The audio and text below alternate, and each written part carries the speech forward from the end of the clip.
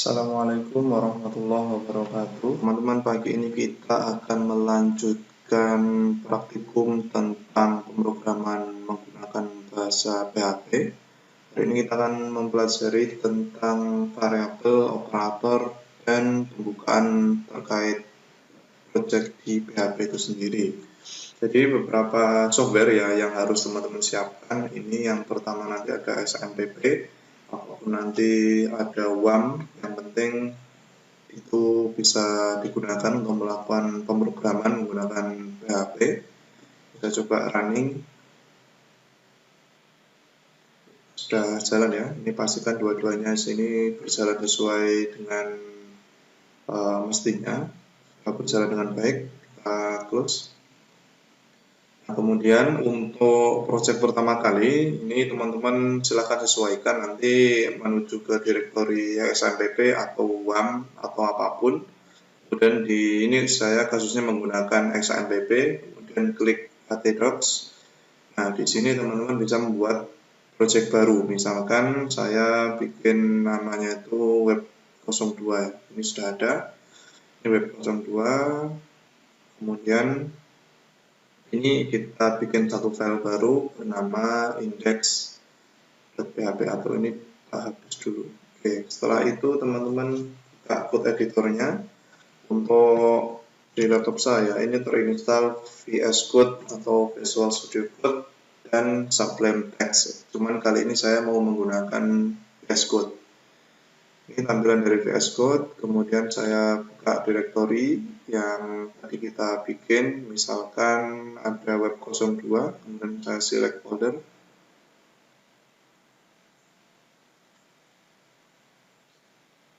Nah, ini sudah masuk ke direktorinya atau ke folder web 02, kemudian saya coba bikin satu file PHP baru. Jadi teman-teman nanti bisa melakukan penambahan itu melalui file, new file, sini bisa, atau nanti diklik di foldernya, kemudian klik yang di sebelah sini ya, ada new file, nanti tinggal kasih nama misalkan index.php, sini juga bisa. Ataupun nanti bisa di double klik di bagian tab di sebelah sini, double klik atau klik dua kali nanti muncul file baru. Ini ada index.php, kemudian ini terkait materi kita hari ini, jadi PHP, variabel, dan operator. Pokok bahasanya apa? Pokok bahasanya ini yang pertama adalah PHP, kemudian variabel dan operator. Tujuan pembelajarannya mampu menerapkan variabel dan perhitungan sederhana dengan PHP. Ini untuk pendahuluannya, jadi PHP adalah bahasa scripting yang menyatu dengan HTML dan dijalankan pada server side. Ini artinya semua sintaks yang kita berikan akan sepenuhnya dijalankan pada server. Sedangkan yang dikirimkan ke browser hanya hasilnya saja. PHP VI merupakan nama awal dari PHP. Ini sejarahnya. Kemudian PHP dikatakan sebagai sebuah server-side embedded script language, artinya sintaks-sintaks dan perintah yang kita berikan akan sepenuhnya dijalankan oleh server, tetapi disertakan pada halaman HTML biasa. Kemudian aplikasi-aplikasi yang dibangun oleh PHP pada umumnya akan memberikan hasil pada web browser, tetapi prosesnya secara keseluruhan dijalankan di server. Kemudian apakah HTML tidak cukup? Ya tentu saja HTML tidak cukup ya, karena HTML itu sifatnya statis. Kecuali kalau teman-teman membuat web design, nah itu HTML bisa cukup ya. Kemudian contohnya itu kalau kita mengirim email ya menggunakan Gmail, kemudian tampilan yang tampil di browser itu adalah interpretasi dari HTML, sedangkan ketika proses pengiriman email atau menerima email atau mengolah email, nah itu nanti menggunakan PHP. Kemudian dengan kata lain gitu ya, HTML ini bersifat statis, sedangkan PHP itu dinamis. PHP sendiri kepanjangannya adalah PHP Hypertext Preprocessor. Jadi yang membuat membuat web menggunakan PHP, maka terlebih dahulu harus mengaktifkan web server. Nah, web server ini yang kita gunakan ini ada Apache, IIS, dan Chitami. Dalam praktikum kita menggunakan yang Apache. Nah, ini kira-kira ilustrasinya. Jadi klien ini membuat request kepada web server, kemudian web server ini nanti memberikan code ya yang seperti ini di bahasa PHP, echo, hello, kemudian dikirim kembali. Ini respon dari si servernya, kemudian di klien yang ditampilkan di browser ini adalah tulisan hello, seperti itu. Kemudian pada prinsipnya server akan bekerja apabila ada permintaan dari klien. Ini ketika menggunakan PHP sebagai server side embedded script language, maka server akan melakukan beberapa hal di bawah ini ya. Ada 3. Yang pertama, membaca permintaan dari klien atau browser. Yang kedua, mencari halaman atau page di server. Yang ketiga adalah melakukan instruksi yang diberikan oleh PHP untuk melakukan modifikasi pada halaman atau halaman website. Ini kita langsung coba implementasinya. Tadi ini untuk praktikum yang pertama atau topik yang pertama ini yaitu membuat file PHP. Jadi tadi kita sudah membuat satu file baru yang namanya index.php. Kemudian kita akan menambahkan kode berikut ya. Ini sudah saya sediakan, nanti silahkan teman-teman bisa mengikuti. Ini kita coba paste ya. Kita simpan file save. Nah, di baris kali ini yang pertama memang kita mendefinisikan sebagai HTML seperti biasa, kemudian satunya ini menggunakan HTML, kemudian di bagian echo hello world ini kita menggunakan sintaks PHP. Jadi PHP itu awalnya atau pasti diawali dengan teks seperti ini ya, kurang dari tanda tanya PHP, kemudian ditutup dengan tag tanda tanya lebih dari. Nah, ini penulisannya ini sebenarnya terdapat macam-macam, cuman yang umum digunakan atau yang lebih sering digunakan itu adalah yang seperti ini. Kemudian tahap selanjutnya kita echo menggunakan tanda string ya, hello world, titik koma. Kita simpan, kemudian kita coba akses melalui web browser. Coba localhost, nama projectnya adalah web 02, kita enter. Ini sudah ditampilkan, artinya yang kita lihat sekarang ini memang di tahap browser atau di tampilan dari klien. Tapi yang sebenarnya terjadi ketika di belakang layar itu terjadi ini ya, pemrosesan bahasa pemrograman PHP untuk menampilkan pesan hello world. Ini echo hello world. Jadi yang ditampilkan nanti adalah seperti ini. Ini sebagai pendahuluan, nanti silakan teman-teman coba untuk setiap topiknya. Ya, tampilin sama. Kemudian yang perlu kita ketahui dari PHP itu sendiri adalah terkait case sensitive. Untuk keyword atau fungsi di PHP user defined tidak case sensitive. Artinya apa? User defined ini memang artinya keyword-keyword yang sudah disediakan untuk pengguna. Artinya pengguna itu tidak menentukan sendiri gitu. Misalkan yang seperti ini. Kita coba kontrol. Nah, di sini langsung kita coba refresh. Ya, ini hello world-nya ini tertulis sama persis, fontnya dan sebagainya. Ada 3.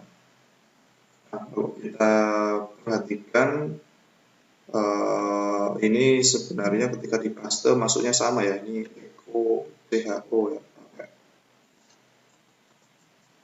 pakai kapital semua, kemudian yang tengah itu pakai huruf kecil atau lowercase, kemudian ini kita pakai juga campur gitu enggak dia. Nah, ini sama saja ya, artinya memang ketika penulisan echo itu ketika dieksekusi ya tetap menjadi seperti ini ya. Nah, hasilnya nanti sama. Untuk topik selanjutnya ini penulisan variabel. Jadi variabel ini sendiri bersifat case sensitif.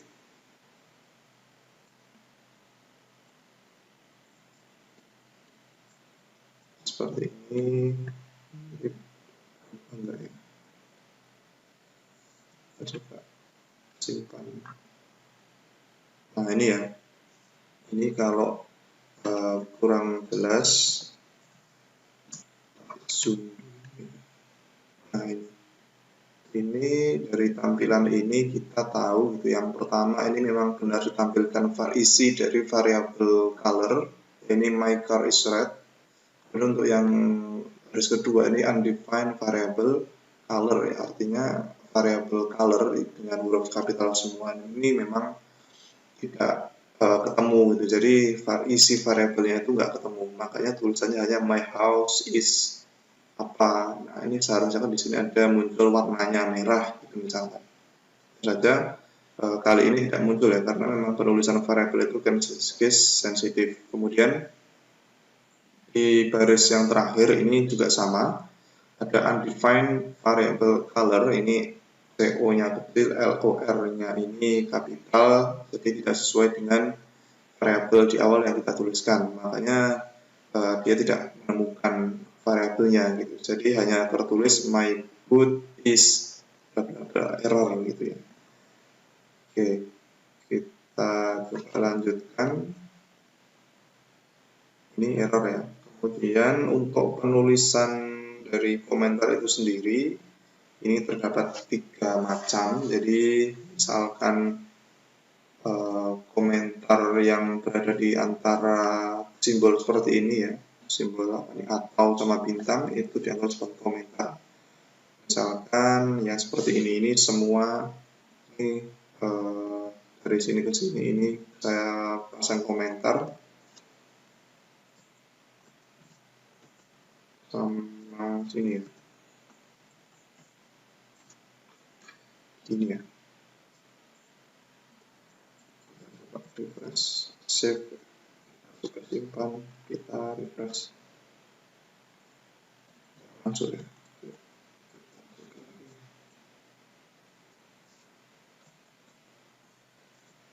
Seharusnya seperti ini ya.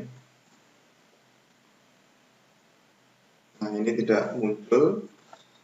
Ini penulisannya itu ternyata menggunakan simbol seperti ini. Jadi tanda kurang dari, kemudian tanda seru, dan minus-minus, kemudian ditutup dengan yang seperti ini. Nah, ini kita coba restore. Kemudian untuk komentar selanjutnya ini dengan garis miring 2. Untuk yang satu baris, misalkan yang paling bawah ya, yang tulisan my boot is, ini tak komen, atau ini ya, kita simpan,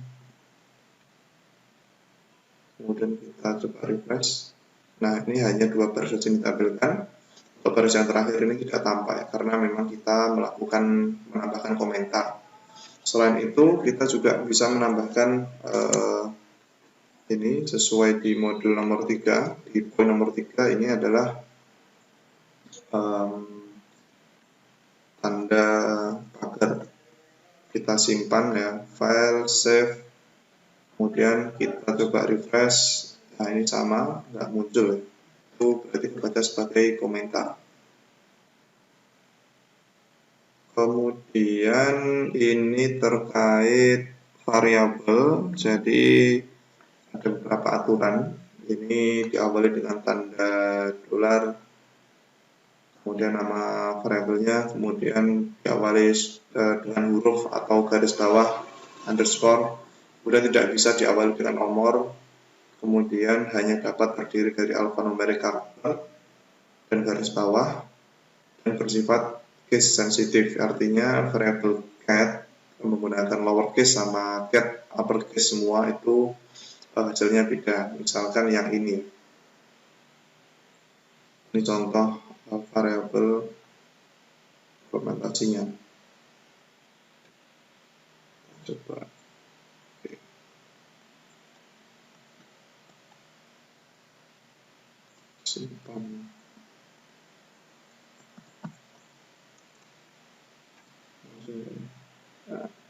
kita menambahkan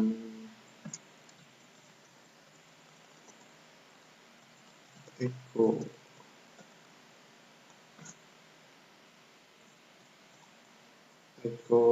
txt.